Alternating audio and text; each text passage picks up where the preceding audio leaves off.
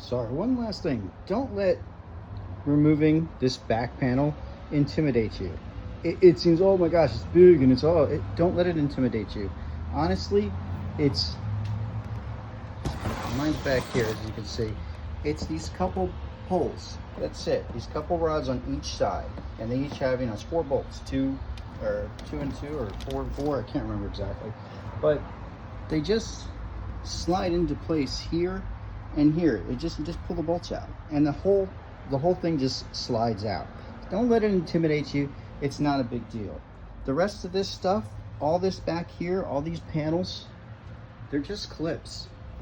They're just clips. There's no screws. Just be careful that you don't break your clips, okay? Because the ones you buy on Amazon suck, and you're really gonna have to do some digging to try to find some good ones. But they're just clips. You just pop them out, and the whole rear assembly comes out. Then you got the 4 screws. So you got some clips, you got 4 screws, and you got a couple of plugs. Literally, if you know what you're doing, it'll take you an hour. Maybe not even. I mean, if I was good at this, I'd be done in 30 minutes. Now I could do it in easy 30 minutes. But yeah, good luck. Here's a quick video about the CarPlay module install for the 2018 Jaguar F Type convertible. Mine's the R Dynamic with the 770 watt Meridian. It's a 12 speaker sound system, and it has the head unit in the back of the car. For this, you do not do anything with the display. All this stays in. You don't take anything out, unless maybe you want to pop something out like I did to run this cable up under here and stick this button here, because that button will allow you to switch between the CarPlay screen and the factory screen, which I really think is actually very convenient. So this is how the back connections look like. You're going to get this stuff in a pack. This is how my settings are on the switches. Down is on, up is off. Okay, so your power goes in here. Just see this is black, and it's got a little purple on the other side.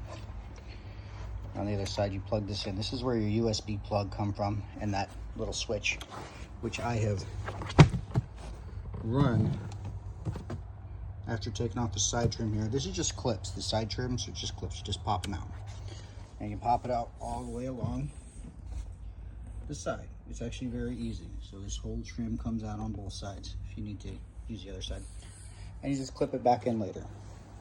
Just be careful, you start from one end and you start prying it out, or use a pry tool, plastic pry tool.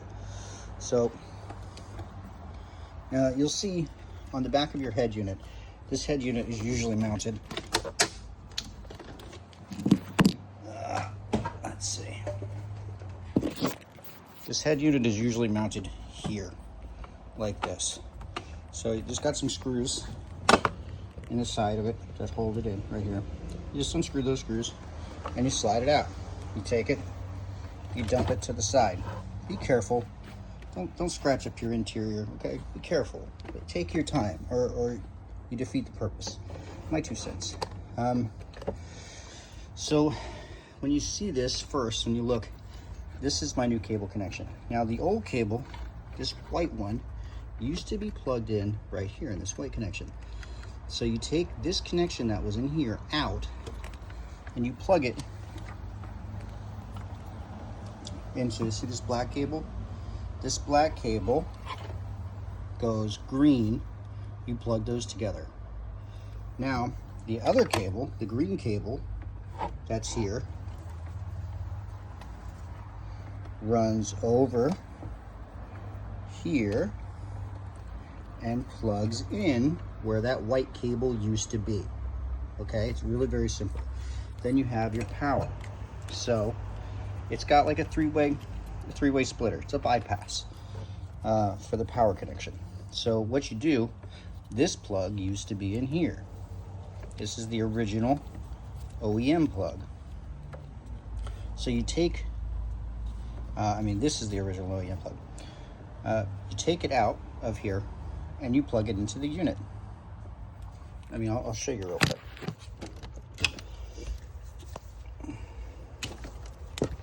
So this is what you're going to start with. That's coming from the module. That's plugged into the back. That's what's plugged in to here. That's that little black plug. So it's got the splitter on it.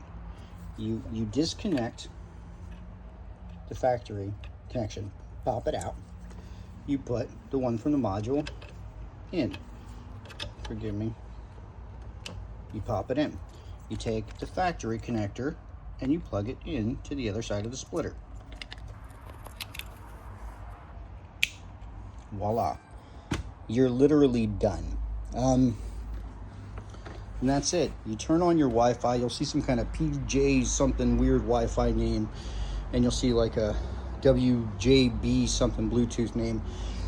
I find the best is probably to use Bluetooth from the car, so my Jaguar Bluetooth I connect to, and then I use the Wi-Fi from the module, which allows me to get CarPlay. And there's another kicker.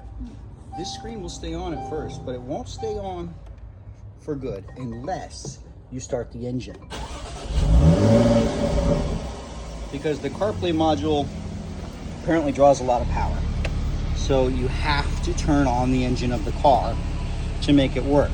So, oh, and if you're wondering for the button, for this button here, how I ran it, actually this, you put a pry tool under here, and be careful because you can bend this out. Be careful. So you put a pry tool under here and you work it around, and this whole thing pops out like really easy. And then there'll be a space, like shine a flashlight in from over here, and you work it in, and then you can get see my little cables down here. So you disconnect it, see right here, you disconnect that and you feed it in backwards. Don't try to put it in up this way. Actually try to put it in back end down through the hole here, down to here, and then run it, connect it, and stick it in your side panel down here in your trim, and you're golden. And you got a nice convenient button. Now you can move that over, center it. I might probably center it a little better. I was trying to keep it out of the way, but you know, it looks pretty good. You don't even really see it. I keep thinking of little helpful things. If you're trying to figure out where to put your USB, you might want to do this. So in here, this little thing kind of stretches out, and it's a bench. And I don't know if it'll break or if it pops out, but if you wedge something really behind this, like, you know, anything you can use to stick in here and expand it, you can stick this USB cable through here. And what I did, hard to see that? I drilled a tiny hole in the plastic because otherwise it's really pinching, really pinching the cable here. I just drilled a tiny little hole right there so I can get my USB. You know, you could mount it like professionally and probably get some kind of mounting bracket and screw it into this back plate and have this front end be flush with this plate. But, you know, it's a quick solution and it works.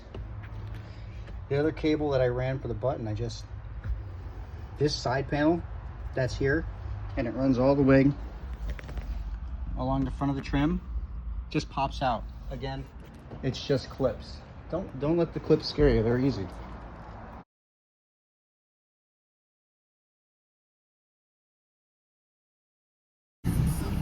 Okay, so back to where I was here. Had to do a quick cut. So now, you know, the screen comes on. This button that you use, actually you press it once and it will toggle between the factory screen and the CarPlay screen.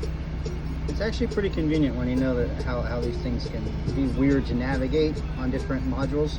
So, you know, you can do your Waze or your Apple Music and your settings and whatever, you know, there's whatever you want to do.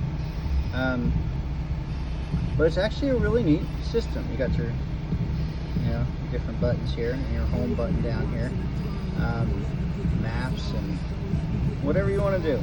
But it's actually pretty cool. It works very well. Yeah, so I hope that helps somebody, and I hope I didn't miss anything. If you have any questions or concerns, let me know. My toggle switches are set to this. Again, that's down is on, up is off.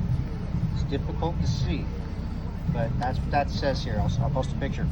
5 is down, 7 is down. The rest are up on my car. There may be 2 5 and 7 for your car, but start with 5 and 7. Even on the back of the module, it says dual switch 5 on. Quick double press power button. Quick double press, it just brings you back to the same screen. I don't know why they say that. Maybe it turns it on and off. I don't know. I don't think so, because it just brings me right back. It's a single press to toggle. Okay. Anyway, I hope you guys like that. Enjoy.